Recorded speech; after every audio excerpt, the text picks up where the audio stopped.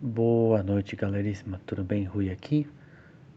Hoje nós vamos fazer um vídeo mais curto, porque eu preciso me recuperar do último vídeo sobre Psístrato e tenho que me preparar para o vídeo de Clístenes, que também vai ser grande. Então hoje é um vídeo curto que é sobre a cunhagem de moedas, desde a sua origem até as guerras persas.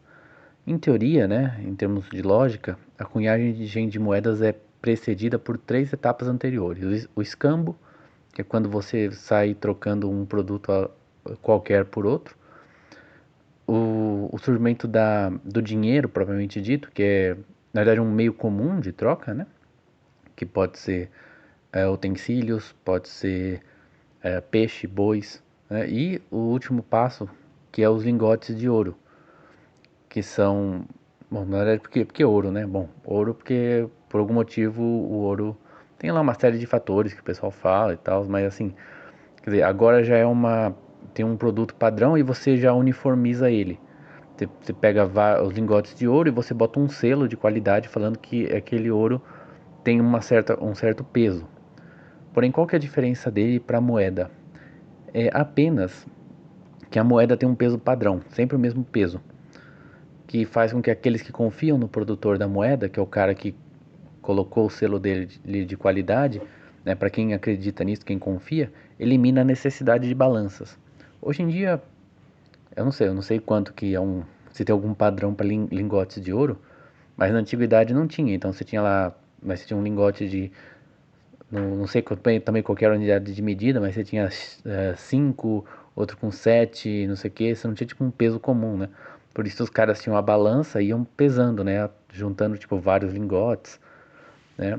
Tudo bem que você tem o peso, né, escrito, você só precisa somar, mas de qualquer forma, a moeda ela tem sempre o mesmo peso.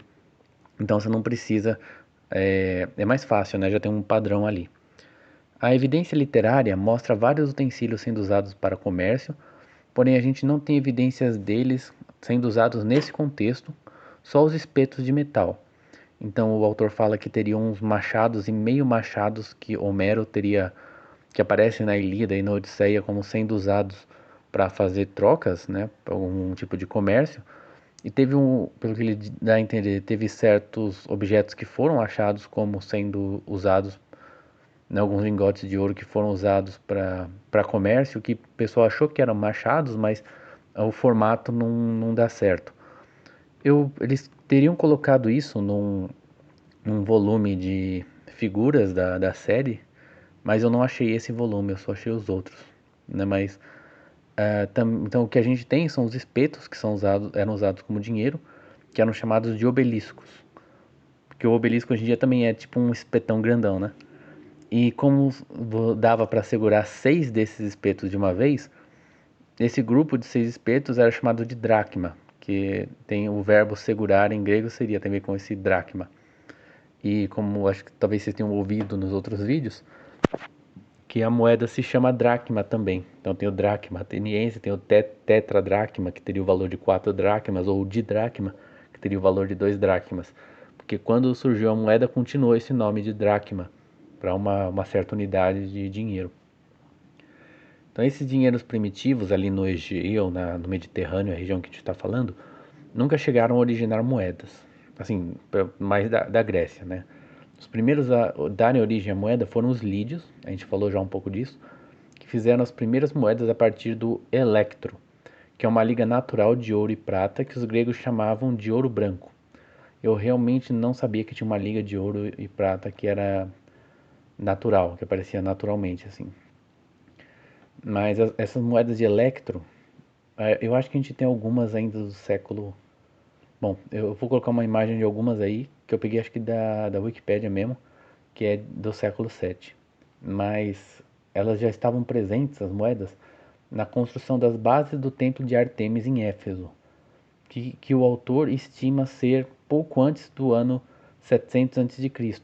Então, como as moedas já eram muito populares nessa época, elas teriam que ser pelo menos do meio do século VIII ou antes.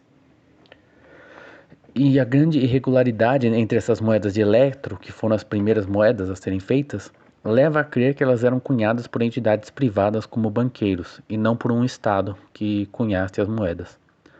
né? Quer dizer, como tinha vários banqueiros, várias pessoas cunhando moedas, elas eram muito diferentes entre si.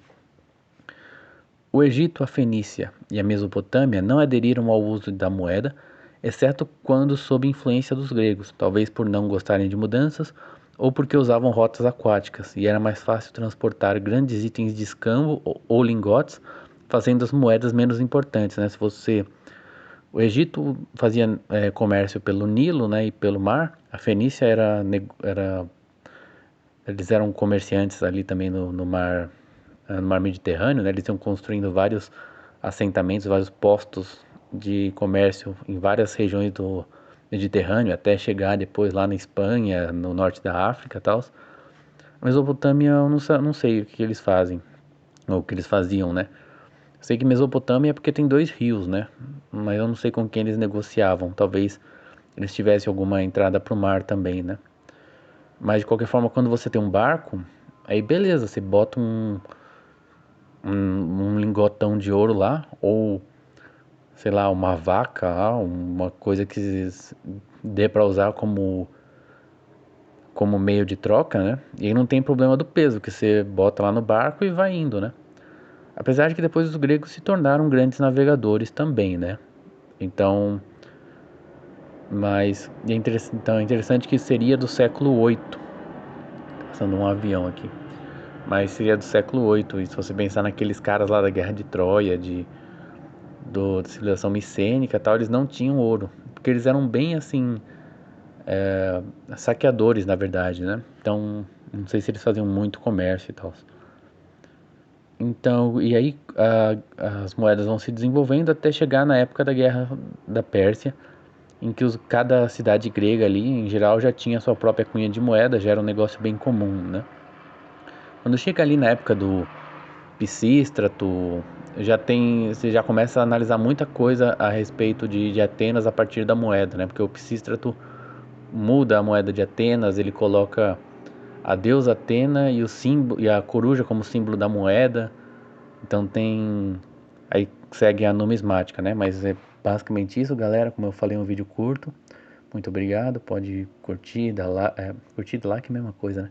Curtir, comentar, se inscrever. Muito obrigado. Até a próxima.